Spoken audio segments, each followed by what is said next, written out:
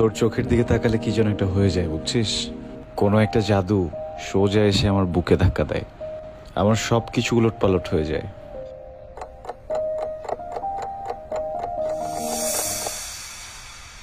চোখ সরিয়ে দিলি যে? নিন্দুকে নিন্দার কারণ হতে চাই না, খোরাক হতে চাই না। তাহলে মনের প্রেমের খোরাকের কি হবে?